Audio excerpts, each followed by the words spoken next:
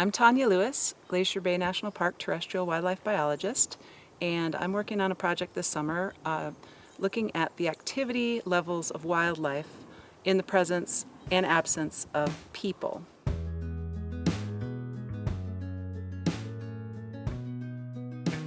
Now we know that people disturb wildlife to different extents, and it's really important for us as managers to know how we can manage people so that we minimize our disturbance to wildlife.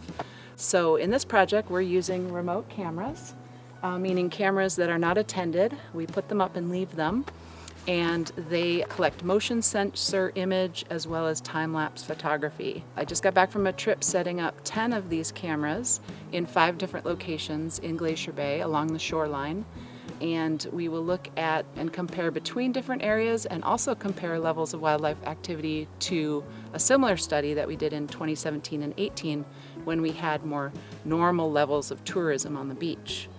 This summer 2020, we do not expect to have too many people on the beaches of Glacier Bay because of the COVID-19 pandemic. And there won't be as many boats in the water either, such as cruise ships and tour boats will all be way less this year. So it's a really exciting opportunity to look at sort of a baseline of wildlife activity without people around. And then we can compare that to years when there's normal activity and try to find thresholds of human use that don't significantly impact wildlife activity. Some of these cameras that I put up are in wilderness, and we don't take that lightly in this park. We know that installations in wilderness can impact people's experience and wilderness character, but we also know that the information gained from this study can be really important to minimize disturbance to wildlife, and so we feel like the benefits will outweigh the negative aspects of these cameras out. The cameras are low and pointed downwards, so they're not capturing people's faces. We're not using these cameras for surveillance. These are just for wildlife activity. So we hope that the public understands the importance of using these cameras in the wilderness for this information.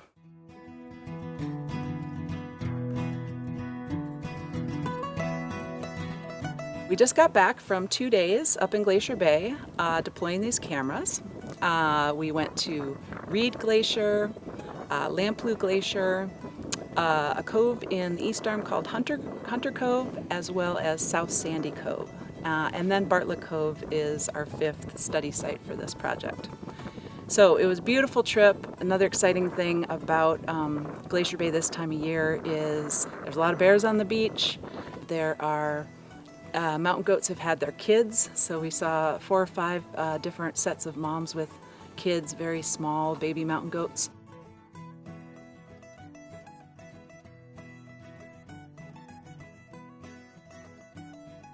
And then the other exciting thing is that it is bear mating season. We saw 2 different pair of adult bears that we presume are probably mating pairs. And maybe because there's way less boat traffic in the bay, both sets of mating brown bears were just hanging out on the beach. In fact, one set was snoozing, the other set was wrestling, and that's not so common in the middle of the day this time of year in Glacier Bay to see these bears right on the beach just relaxed. So perhaps evidence that the wildlife is really going to get a bit of a break this year without so much human presence. We also saw a humpback whale that was breaching and tail lobbing and peck slapping, and that was super exciting to see.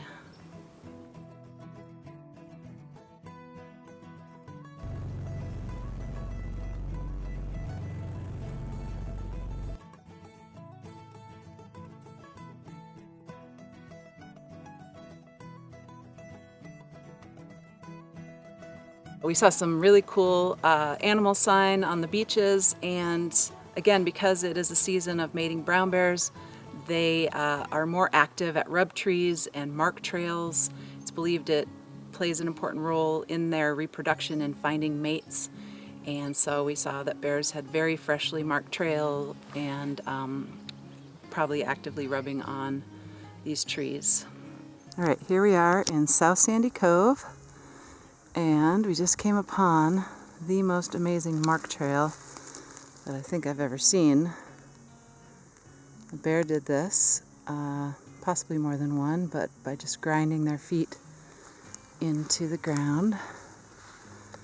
And you can see, it must have taken a long time for them to get through all that moss. It's quite deep. And they lead into the woods, probably to a rub tree, where bears will rub and leave their scent.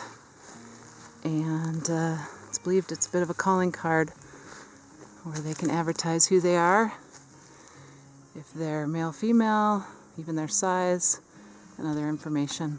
So we'll see that in a sec.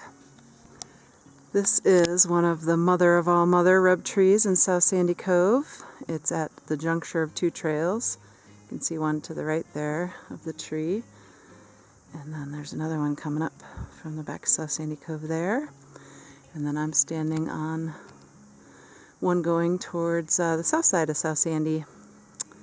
And over here we have put up a camera, if you can see it, there it is, that will get pictures and videos of bears rubbing on this rub tree.